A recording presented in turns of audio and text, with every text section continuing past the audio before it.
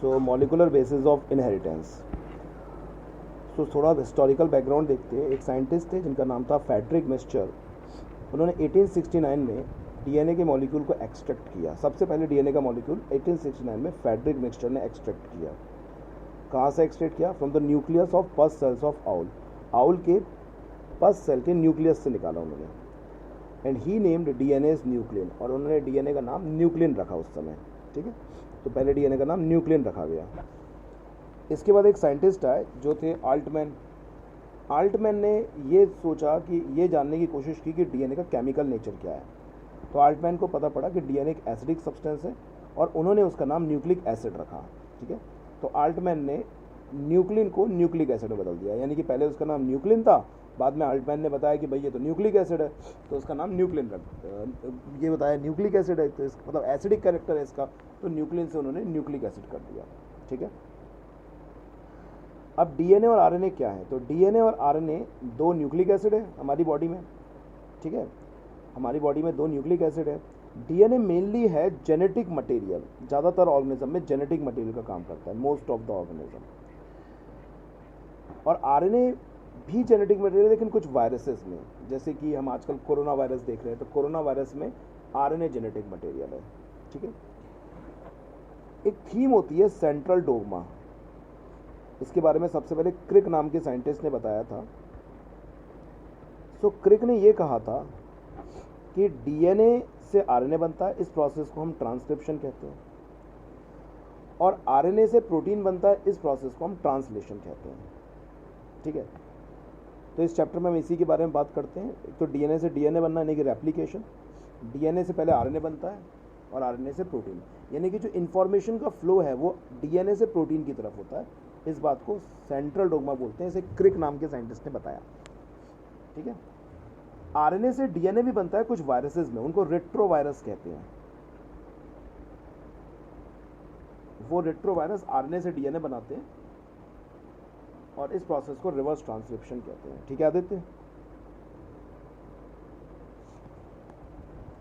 तो याद रखेंगे रिवर्स ट्रांसक्रिप्शन यानी कि टेमिनिज्म, ये दो साइंटिस्टों ने डिस्कवर किया था। उनका नाम था टैमिन और बाल्टीमोर।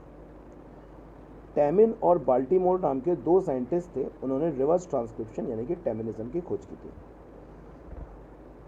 टैमिन वर्क कर रहे थे रेट्रोवायरस पर, और उन्होंने बताया कि डीएनए से अगर आरएनए बनता है तो उसको हम लोग रिवर्स ट्रांसक्रिप्शन कहते हैं। तो रिवर्स ट्रांसक्रिप्शन यानी कि टैमिनिज्म की खोज किसने की थी? टैमिन और बाल्टीमोर ने। ये आपको याद रखना है। ठीक है, सो सबसे पहले हम देखते हैं कि डीएनए क्या है। सो डीएनए जो है वो है एक लार्जेस्ट बायोमोलिक्यूल, जितने भी बायोमोलिक्यूल्स हैं उन सब में लार्जेस्ट बायोमोलिक्यूल है, लिविंग सिस्टम में मिलता है सर। और ये डीऑक्सी राइबोन्यूक्लियोटाइड का पॉलीमर है। हाँ बोलो मोहित। सर अभी आदित्य का माइक कनेक्ट नहीं हुआ और कोई बच्चा है ही नहीं सर। अभी कनेक्ट हो गया था, चला गया हुआ। आप कंटिन्यू रखो, कोई दिक्कत नहीं है, वो जूम सही कनेक्ट हो नहीं पा रहे हैं लोगों के अभी। ठीक है, सो डीएनए जो है वो लार्जेस्ट बायोमोलिक्यूल है। क्या है डीएनए? सबसे बड़ा बायोमोलिक्यूल है, और वो लॉन्ग पॉलीमर है किसका? डीऑक्सी राइबोन्यूक्लियोटाइड का। डीऑक्सी राइबोन्यूक्लियोटाइड का एक बड़ा सा पॉलीमर है। एक बात आपको हमेशा याद रखनी है कि जो डीएनए की लेंथ है मोहित, डीएनए की क्या लेंथ 2.2 होती है, और हमारे में 2.2 है, और जो नंबर ऑफ न्यूक्लियोटाइड हैं उसमें लेंथ ऑफ द डीएनए और जो नंबर ऑफ न्यूक्लियोटाइड है ये हमेशा फिक्स होती है किसी भी एक स्पीसीज में। मतलब स्पीसीज स्पेसिफिक है ये।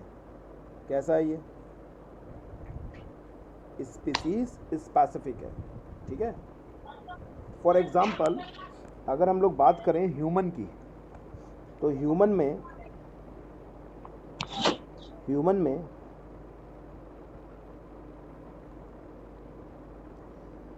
हैप्लॉइड कंटेंट कितना होता है? ह्यूमन में डबल स्ट्रैंडेड डीएनए होता है, ये याद रखेंगे हम लोग। कैसा होता है? डबल स्ट्रैंडेड, दो स्ट्रैंड होते हैं डीएनए में। और जो हैप्लॉइड कंटेंट है, हैप्लॉइड कंटेंट को हम जीनोम भी बोलते हैं। हम लोग, हमारी बॉडी में सेल डिप्लॉयड स्टेट में होती है, लेकिन हम लोग अगर एक सिंगल सेट ऑफ क्रोमोसोम लेके चलते हैं तो उसको हम लोग जीनोम बोलते हैं। तो ह्यूमन में जो हैप्लॉइड कंटेंट है वो कितना है? वो है 3.3 इंटू 10⁹ बेस पेयर्स का। ठीक है, कितने बेस पेयर्स हैं हमारे में? 3.3 इंटू 10⁹ बेस कितने पेयर। बेस पेयर हैं? 3.3 इंटू 10⁹ अगर डिप्लॉयड कंटेंट की हम बात करेंगे तो कितना हो जाएगा? ये तो हैप्लॉइड का है, तो इसका डबल हो जाएगा ना, yes sir. 6.6 into 10⁹ base pair. और हमारे में बेस पेयर्स हैं क्योंकि हमारा डबल स्ट्रैंडेड डीएनए है। ए के साथ टी बॉन्डेड करेगा, जी के साथ सी ट्रिपल बॉन्ड हाइड्रोजन से बॉन्डेड करेगा, ठीक है ना, इसलिए। Yes sir. तो ह्यूमंस में तो कितना है कंटेंट, हैप्लॉइड कंटेंट कितना है? 3.3 इंटू 10⁹ बेस पेयर्स का। ओके। सिमिलरली अगर हम बात करें स्टीरियाई कोलाई की, किसकी बात करें? स्टीरियोक्लाई। तो स्टीरियाई कोलाई में कितने बेस पेयर होंगे? 4.6। मोहित प्लीज़ इस पर निशान वगैरह ना बनाए। 4.6 इंटू 10⁶ बेस पेयर। ओके। इसके अलावा Yes, sir. हमारी बुक में जो एनसीईआरटी में दिए हैं वो एक तो दिया है बैक्टीरियोफेज और एक दिया है, अच्छा बैक्टीरियोफेज क्या होता है? बैक्टीरियोफेज क्या होता है? वो वायरसेस जो बैक्टीरिया को किल करते हैं उनको हम बैक्टीरियोफेज कहते हैं, ठीक है ना। वायरसेस दैट किल्ड, ओह उल्टा लिख दिया मैंने, नहीं सही लिखा है, वायरसेस दैट किल्ड बैक्टीरिया। तो अगर तुम बैक्टीरियोफेज में देखोगे, और कौन सा बैक्टीरियोफेज हम लोग लेके चल रहे हैं? 5X174, ठीक है। इसमें 5386 न्यूक्लियोटाइड्स होते हैं। ये सिंगल स्ट्रैंडेड होता है तो इसमें बेस पेयर नहीं होंगे, न्यूक्लियोटाइड्स होंगे, ठीक है। और एक और याद रखना है आपको, एक और बैक्टीरियोफेज है, वो है लैम्डा। लैम्डा कौन सा? लैम्डा बैक्टीरियोफेज, ये भी आपको याद रखना है। तो लैम्डा बैक्टीरियोफेज में कितने होंगे? 48502 बेस पेयर्स होंगे। तो बेस पेयर हम लोग वहाँ लिखेंगे जहाँ पे डबल स्ट्रैंडेड डीएनए होगा, और अगर सिंगल स्ट्रैंडेड डीएनए होगा तो हम क्या लिखेंगे उसमें? Number of bases. ओके। अब हम लोग एक डीऑक्सीराइबोन्यूक्लियोटाइड के स्ट्रक्चर की बात करते हैं। तो किसी भी एक डीऑक्सीराइबोन्यूक्लियोटाइड की अगर हम बात करें तो उसमें तीन चीज़ें होती हैं। एक तो फॉस्फोरिक एसिड, ठीक है ना, फॉस्फेट ग्रुप होगा एक, क्या होगा? एक फॉस्फोरिक एसिड। दूसरा क्या होगा? एक पेंटोज शुगर। दूसरा क्या होगा? Pentose sugar. और तीसरा होगा नाइट्रोजिनियस बेसिस, ठीक है। Yes sir. Phosphoric acid, pentose sugar और नाइट्रोजिनियस बेसिस। अगर आप फॉस्फोरिक एसिड या फॉस्फेट ग्रुप को अलग कर दो तो इसको न्यूक्लियोसाइड भी बोल सकते हैं, ठीक है, इसको न्यूक्लियोसाइड भी बोल सकते हैं। इन दोनों को मिला के देखो, मैं ये कह रहा हूँ कि न्यूक्लियोटाइड दो चीज़ों से मिलकर बना है, न्यूक्लियोसाइड और फॉस्फेरिक एसिड। और न्यूक्लियोसाइड में ये दो चीज़ें, पेंटोज शुगर और नाइट्रोजिनियस बेसिस, ठीक है। अब ये पेंटोज शुगर दो प्रकार के हो सकते हैं, डीएनए में डीऑक्सीराइबोज शुगर होता है और आरएनए में राइबोज शुगर होता है। ओके। क्या फ़र्क होता है डीऑक्सीराइबोज शुगर और आरएनए के राइबोज शुगर में? तो ये पेंटोज का एक स्ट्रक्चर बना दिया हमने। ये 5 कार्बन वाला होता है, तो 1 2 3 4 5 ये 5 कार्बन हमने यहाँ पे शो कर दी पेंटोज शुगर में, ठीक है, डीऑक्सीराइबोज शुगर में। यहाँ पर तुम देख रहे हो कि जो थर्ड कार्बन है उसके पास एक फ्री हाइड्रोक्सिल ग्रुप है, दिख रहा है तुम्हें? थर्ड कार्बन के पास एक फ्री हाइड्रोक्सिल ग्रुप है। क्या है यहाँ पर? एक फ्री हाइड्रोक्सिल ग्रुप है। डीऑक्सीराइबोज शुगर के डीएनए के 3 प्राइम एंड पर या थर्ड कार्बन के एंड पर एक हाइड्रोक्सिल ग्रुप मौजूद है, दिख रहा है? मेरी आवाज़ आ रही है? Yes sir. लेकिन तुम्हें यहाँ नहीं दिख रहा, इस जगह पे नहीं दिख रहा। यही बेसिक फ़र्क है डीएनए और आरएनए में। आरएनए के 2 प्राइम एंड पर एक हाइड्रोक्सिल ग्रुप होता है। आरएनए के 2 प्राइम एंड पर क्या होता है? एक हाइड्रोक्सिल ग्रुप होता है, ठीक है। तो आरएनए में 2 प्राइम एंड पर होगा, इसमें 3 प्राइम एंड पर है, ठीक। कोई दिक्कत? अगर हम बात करें, नो सर। ये जो पेंटोज शुगर है ये फर्स्ट पोजीशन पे जुड़ा होगा नाइट्रोजीनियस बेसिस से। किससे जुड़ा होगा? नाइट्रोजीनियस बेसिस से। और ये फिफ्थ पोजीशन पे जुड़ा होगा फॉस्फोरिक एसिड से या फॉस्फेट ग्रुप से। तो फॉस्फोरिक एसिड से जो इसका बॉन्ड बनता है उसको हम बोलते हैं फॉस्फोएस्टर लिंकेज। क्या बोलेंगे उसको? Phosphoester linkage. यहाँ बॉन्डिंग होगी, एस्टर बॉन्ड फॉर्म होगा, तो उसको बोलेंगे फॉस्फोएस्टर लिंकेज। और जो फर्स्ट पोजीशन के नाइट्रोजीनियस बेसिस से जो बॉन्ड बनता है उसको हम बोलते हैं ग्लाइकोसाइडिक लिंकेज। क्या बोलते हैं उसको हम लोग? Glycosidic linkage. तो फर्स्ट प्राइम एंड पे नाइट्रोजीनियस बेस जुड़ा होगा। अब जो ये नाइट्रोजीनियस बेस हैं ये दो प्रकार के हो सकते हैं, प्यूरिन्स और पिरिमिडिन्स। प्यूरिन्स जो होते हैं वो उसमें एडेनिन भी हो सकता है, ग्वानिन भी हो सकता है, और पिरिमिडिन्स जो होते हैं उसमें थायमिन, साइटोसिन, यूरेसिल कुछ भी हो सकता है। अगर डीएनए होगा तो टी और सी होगा, और आरएनए होगा तो सी और यू होगा। क्लियर है यहाँ तक? डीएनए को जो उसकी एसिडिक नेचर प्रोवाइड करता है वो ये फॉस्फेट ग्रुप प्रोवाइड करता है। डीएनए को एसिडिक नेचर कौन प्रोवाइड करता है? फॉस्फेट। फॉस्फेट ग्रुप या फॉस्फोरिक एसिड प्रोवाइड करता है। ठीक है सर। तो अब हम बात करते हैं दो प्रकार के नाइट्रोजनियस बेसेस होते हैं। हमने पिछले साइड में देखा यहाँ पर कि ये नाइट्रोजनियस बेसेस हैं, एक है प्यूरिन और एक पिरिमिडिन्स है। तो अब दो प्रकार के नाइट्रोजनियस बेसेस होते हैं, एक तो प्यूरिन है। तो प्यूरिन्स जो है वो 9 मेंबर डबल रिंग स्ट्रक्चर है। ठीक है, हमें यहाँ पे 2 रिंग्स दिखाई दे रही हैं। ठीक, 2 रिंग्स यहाँ दिखाई दे रही है, इनकी नंबरिंग कर रखी है 1 2 3 4 5 6 7 8 9। ये 2 रिंग्स हमें दिखाई दे रही हैं। और इस रिंग्स में नाइट्रोजन किन किन जगहों पे मौजूद होता है? फर्स्ट पोजीशन पे, थर्ड पोजीशन पे, फिफ्थ छोड़ दो आप, 7th पोजीशन पे और 9th पोजीशन पे। आप याद रख सकते हो कि नियरली ऑड नंबर्स पे क्या रहता है?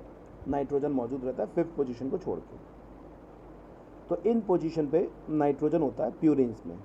ठीक है, थोड़ा बहुत बेसिक डिफरेंस होगा, दो प्रकार के प्यूरिन्स होंगे, एडेनिन और ग्वानिन। बेसिक स्केलेटन यही रहेगा कि फर्स्ट पोजीशन पे, थर्ड पोजीशन पे, 7th पोजीशन पे और 9th पोजीशन पे क्या मौजूद होता है? नाइट्रोजन ग्रुप मौजूद होता है। ठीक है,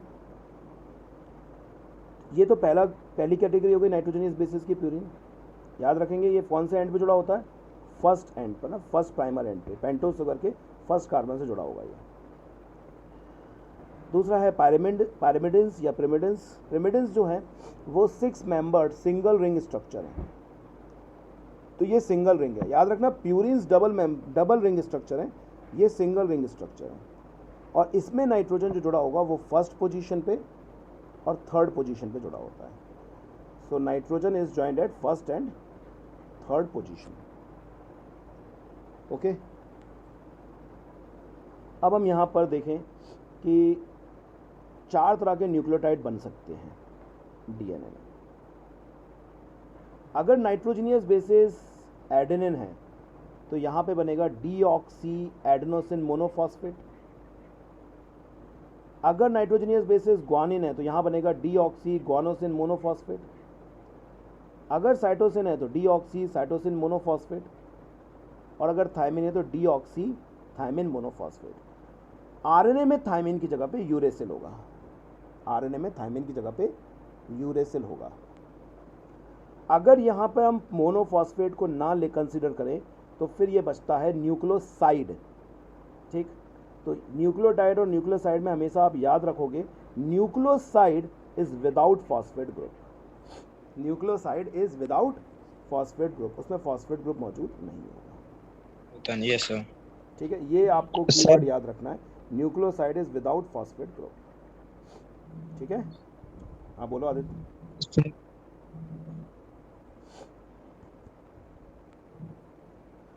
ओके, नाउ सर। हाँ बोलो। सर कितना हुआ? 15 मिनट का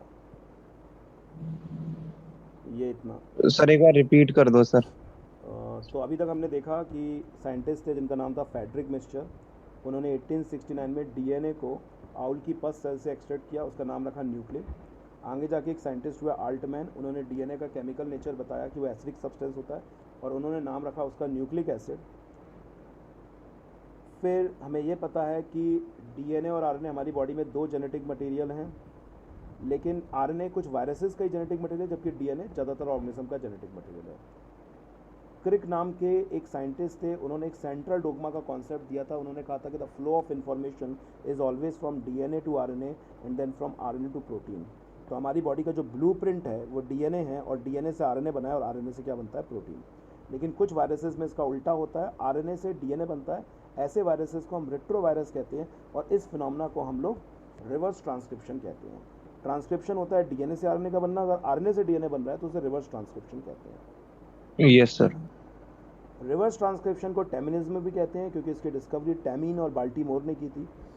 टैमिन ने ये बताया कि डीएनए से आरएनए तो बनता ही है, आरएनए से डीएनए बन सकता है। उसको क्या बताया उन्होंने, रिवर्स ट्रांसक्रिप्शन।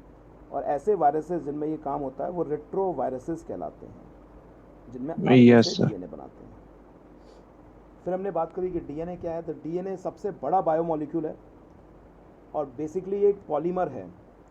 तो किसका पॉलीमर है ये, डीऑक्सी राइबोन्यूक्लियोटाइड। तो डीऑक्सी राइबोन्यूक्लियोटाइड मोनोमर है और उसकी रिपीटेशन से, बार बार उसके ज्वाइंट होने से एक बड़ा पॉलीमर बनता है, उसको हम डीएनए बोलते हैं। डीएनए की जो लेंथ होती है और उसमें कितने न्यूक्लियोटाइड्स हैं, भाई इसमें न्यूक्लियोटाइड्स होते हैं ना, न्यूक्लियोटाइड से मिल के डीएनए बनाए, तो कितने न्यूक्लियोटाइड होंगे और क्या उसकी लेंथ होगी, ये स्पीसीज में फिक्स होती है। ये स्पीसीज स्पेसिफिक होती है, ये स्पीसीज स्पेसिफिक होती है। एग्जाम्पल के तौर पे अगर हम देखें, ह्यूमंस में 3.3 इंटू 10⁹ बेस पेयर्स होते हैं उसकी हैप्लॉइड सेल्स में, हैप्लॉइड क्रोमोसोम्स, हैप्लॉइड जीनोम में। लेकिन हम लोग तो डिप्लॉइड होते हैं, तो total number of base pairs इतने हो जाएंगे, डबल कर देंगे, ठीक है। हमारे में पेयर होंगे, बेस पेयर्स। इस चिड़ियाई कोलाई में भी बेस पेयर्स होंगे क्योंकि दो स्ट्रैंड होते हैं, वहाँ पे डबल स्ट्रैंडेड डीएनए वहाँ पे भी मिलेगा। बैक्टीरियोफेज में, जैसे कि एक बैक्टीरियोफेज है, बैक्टीरियोफेज वो वायरस होते हैं जो बैक्टीरिया को किल करते हैं। तो बैक्टीरियोफेज का नाम है 5X174। इसमें सिंगल स्ट्रैंडेड डीएनए होता है। कैसा होता है इसमें, सिंगल स्टैंडर्ड डीएनए। तो फिर यहाँ पे बेस पेयर नहीं बोलेंगे, केवल न्यूक्लियोटाइड बोलेंगे हम लोग। तो इसमें 5386 न्यूक्लियोटाइड्स होते हैं, 5386 न्यूक्लियोटाइड्स। और लैम्डा बैक्टीरियोफेज में 48,502 बेस पेयर होते हैं। Yes sir. अब डीऑक्सी राइबोन्यूक्लियोटाइड को हम 3 भागों में बांटते हैं। एक इसमें फॉस्फोरिक एसिड है, दूसरा पेंटोज शुगर है, तीसरा नाइट्रोजनियस बेस है। पेंटोज शुगर और नाइट्रोजनियस बेस को मिला के हम लोग न्यूक्लियोसाइड बोलते हैं, ठीक है, न्यूक्लियोसाइड। और अगर उसमें फॉस्फोरिक एसिड और जुड़ जाता है तो न्यूक्लियोटाइड बोलते हैं। Okay, yes sir. ये न्यूक्लियोटाइड बनाया है हमने। डीऑक्सी राइबोज शुगर है उसमें, पेंटोज शुगर। इसमें 5 कार्बन होंगे, 1 2 3 4 और 5। 5th कार्बन पे फॉस्फोरिक एसिड या फॉस्फेट ग्रुप जुड़ा होता है जो डीएनए को एसिडिक नेचर प्रोवाइड करता है। ये डीएनए को कौन सा नेचर प्रोवाइड करता है, एसिडिक। और यहाँ पर जो बॉन्डिंग होती है उसको हम बोलते हैं फॉस्फोएस्टर लिंकेज।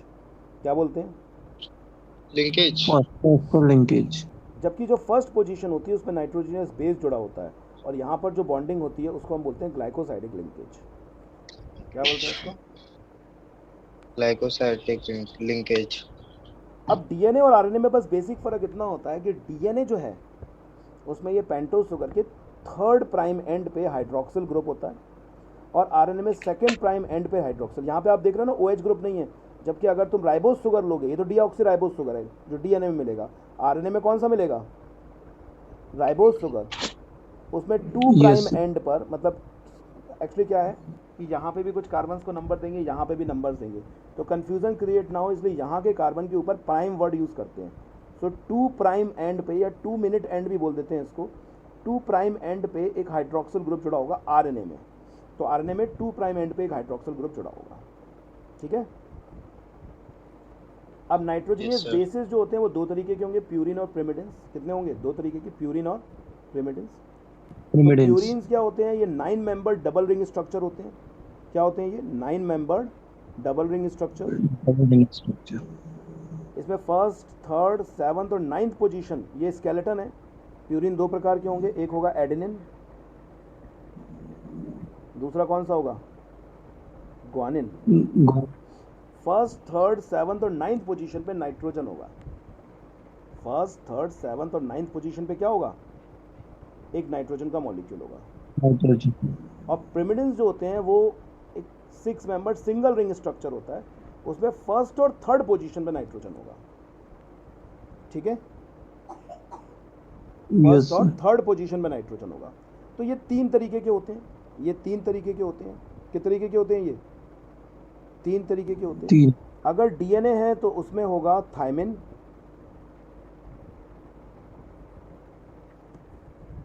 और साइटोसिन।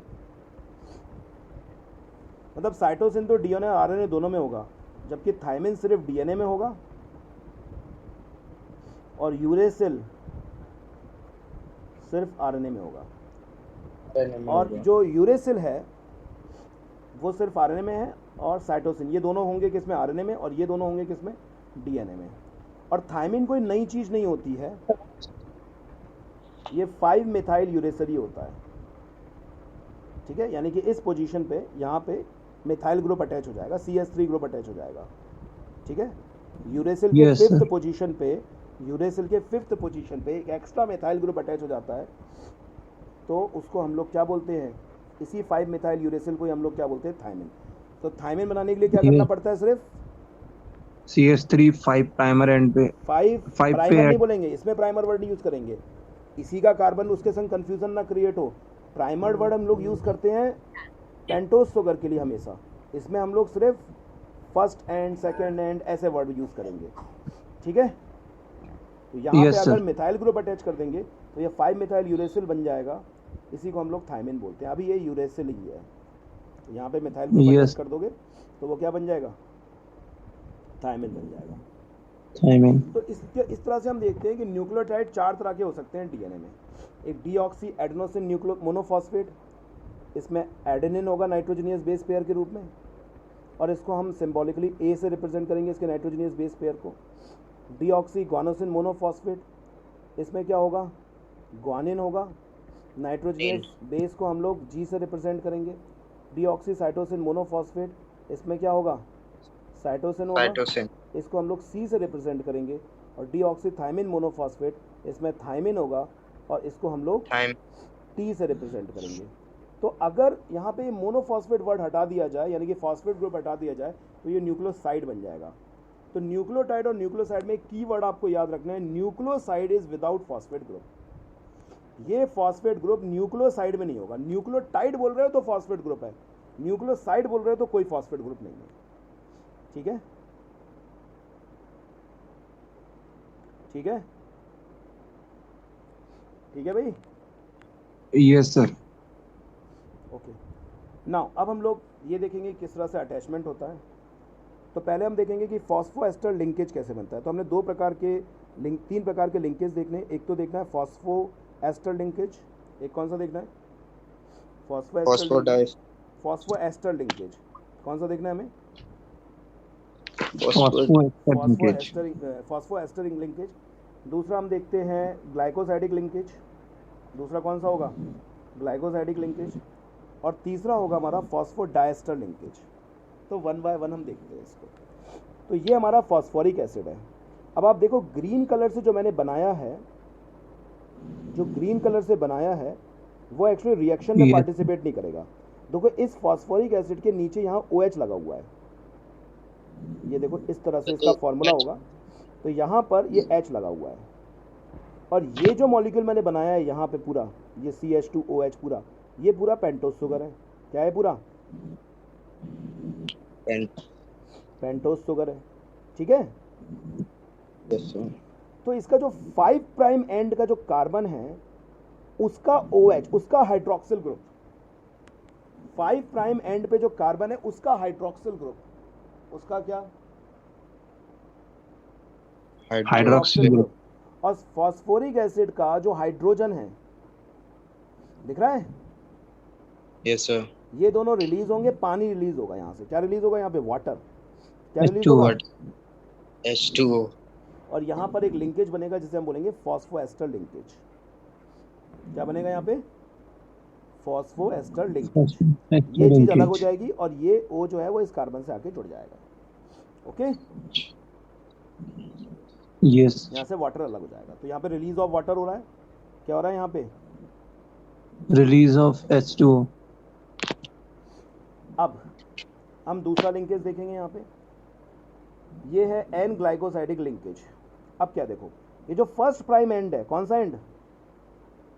First primer end. यहाँ पर भी एक OH ग्रुप होगा। Yes, pentose sir. शुगर का यहाँ पे भी क्या होगा? एक OH ग्रुप होगा। ये पेंटोज शुगर का ही OH ग्रुप है। Okay, Yes, sir. और ये क्या है? प्यूरिन्स। तो प्यूरिन 9 मेंबर्ड रिंग होता है। Yes, sir. प्रिमिडिन्स में भी नाइट्रोजन होगा, हमने सिर्फ प्यूरिन से शो कर दिया है अभी केवल। तो प्यूरिन के फर्स्ट, थर्ड, सेवंथ और नाइन्थ कौन कौन से? First, First, third, and third, ninth. Seventh और नाइन्थ Ninth. पोजीशन पे नाइट्रोजन होगा। Yes, sir. और नाइट्रोजन के साथ एक हाइड्रोजन भी होगा यहाँ पर। ये जो हाइड्रोजन sir. है यहाँ पर, ये हाइड्रोजन इस OH के साथ अलग हो जाएगा। फिर से एक रिलीज ऑफ वाटर होगा। फिर से क्या होगा? Yes. Release Yes. of water.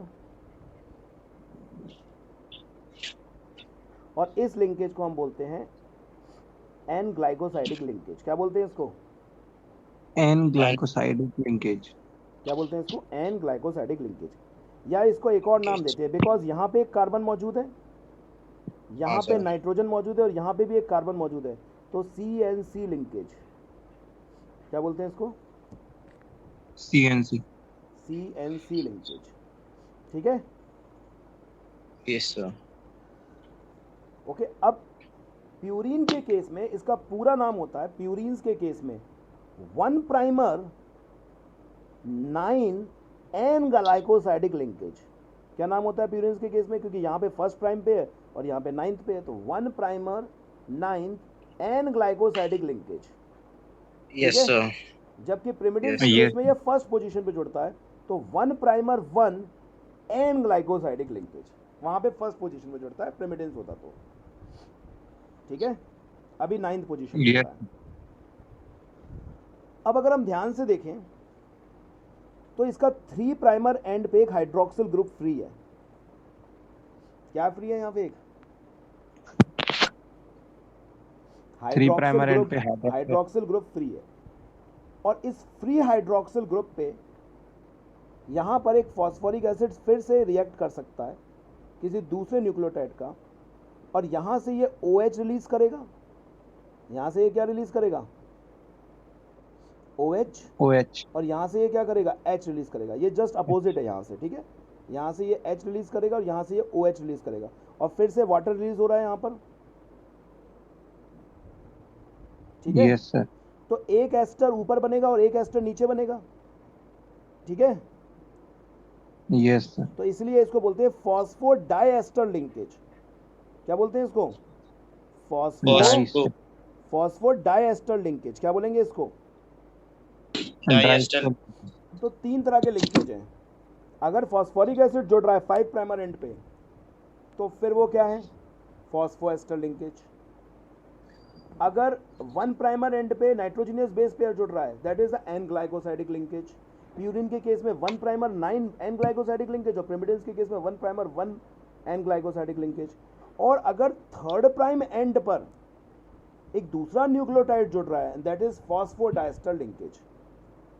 ठीक है, Yes, sir.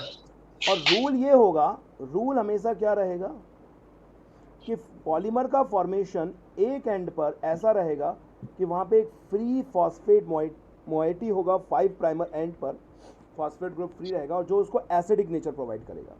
क्या प्रोवाइड करेगा? Acidic. क्योंकि वो फ्री है वहाँ पे, विच प्रोवाइड एसिडिक नेचर। क्या प्रोवाइड करेगा वो? Acidic nature. तो और फिर आरएनए जो सॉरी हिस्टोन प्रोटीन है जो उसको बेसिक नेचर देगा। और जो दूसरा 3 प्राइमर एंड है पॉलीमर का जो हम देख रहे हैं यहाँ पे, वहाँ पे OH ग्रुप मौजूद होता है। कौन सा मौजूद होता है? OH ग्रुप एक ग्रुप। और आरएनए में हमें ये याद रखना है कि 2 प्राइमर एंड पे OH रहता है, ठीक।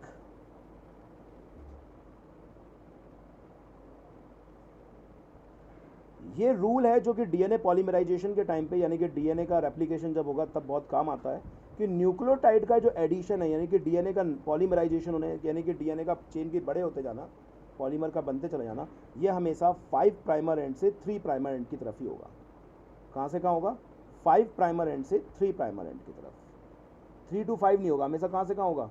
5 प्राइमर एंड से 3 प्राइमर एंड से होगा। तो फॉस्फोडाइस्टर बॉन्ड हमेशा कहाँ से कहाँ बनते हैं? 5 प्राइमर एंड से 3 प्राइमर एंड की तरफ ही बनेंगे, ठीक है। ठीक है, ओके।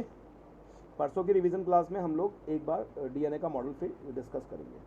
तब तक के लिए आप सभी से मैं आज्ञा चाहता हूँ। जय हिंद, वंदे मातरम।